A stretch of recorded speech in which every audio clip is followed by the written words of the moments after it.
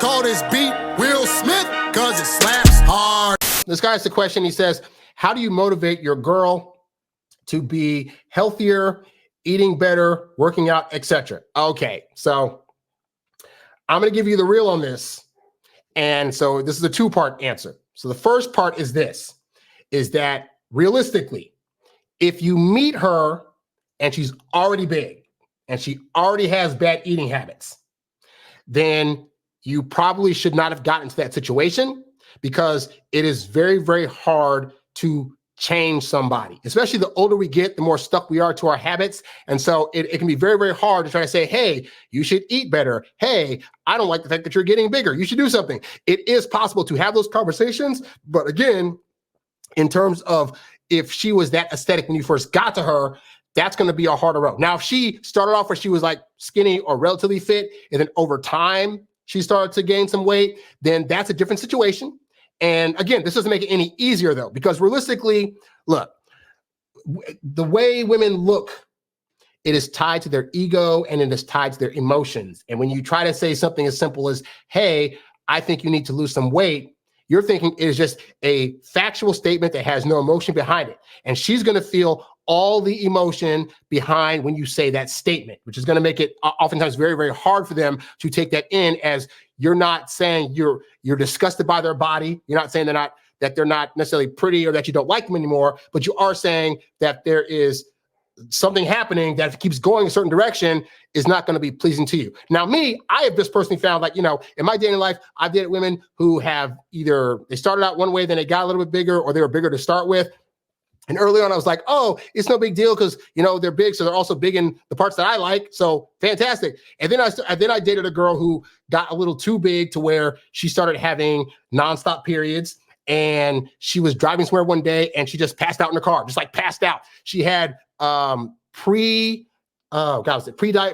pre-diabetic, like all these things, right? And so I'm and again, keep in mind, I liked her face. I liked most parts of her body, but as she got bigger, it was like, oh, this is what people talk about when they say that I want you to be healthy and it's not about looks, because it really did impact her ability to move around. It affected her, like all these other various things that had nothing to do with her looks, but everything to do with like her quality of life. Okay. And so this is the thing that you need to be serious about if you're like, you see her starting to get bigger, because if it doesn't stop, I can assure you, I have plenty of relatives now, they're in their 50s and 60s that ate all they wanted to and got big, and they've had multiple knee surgeries, they're on crutches, et cetera, right?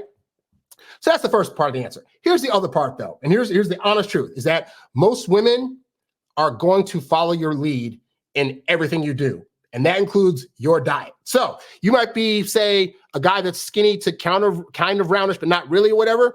If you are able to, if you're eating junk food and you're asking her to go on a date, you're the leader, right? You're asking her to go on dates to restaurants where they have nothing but unhealthy food. You're taking her to fast food restaurants. You're buying little treats and desserts for her.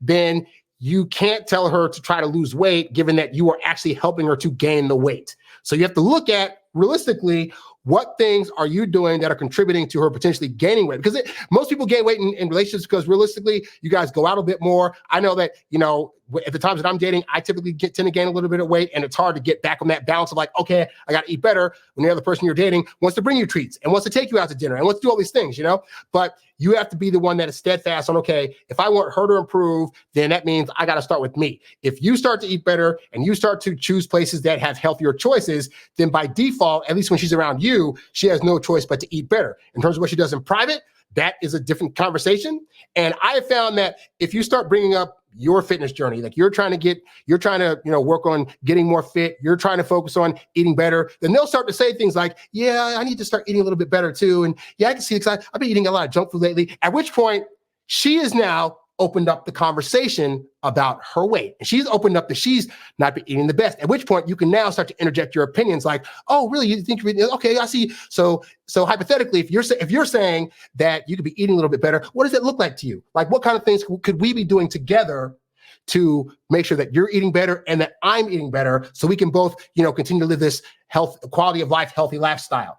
And that is an easier way to get into the conversation than just like, well, you have gained all this weight and you need to do something about it. Because women don't, if they're in a coupledom, they don't want to be on a solo journey. So they don't want to be thinking, I'm going to go at this alone. You're her guy. So she wants to do things with you. So if you are going on a health journey and you are realistically starting to eat better and try to find recipes that are better for you guys' health, then that allows her to jump on board your journey and follow your lead. So the downside of that is if you fall off, she's going to fall off because she doesn't want to be in this by herself. So I found that has been the easiest way to do this. And hey, I've dated women that literally, I dated a woman one time, like she started out at, we'll say like a higher weight. And at the point where we broke up, she was down by like 25 pounds, and it was just because I had made the decision to like eat better and start cooking things at home more than going out. And so she just followed my lead. And next thing you know, it took her a few months. Like it took her about like 4 or 5 months, but she lost like 25 pounds in the span of 4 or 5 months. Like it was incredible. So that's why I'm telling you from that lesson, I learned if you're bringing her along with you, it's going to be easier than you telling her to do it by herself. So hopefully, Guy, that gives you some insight into how to have that conversation a little bit easier. You's a bad boy, but you can't stop, won't stop. You a high-earning, high-value, high-class man. You a high-earning, high-value, high-class man. You a high-earning, high-value, high-class man. You a high-class man. You a high-class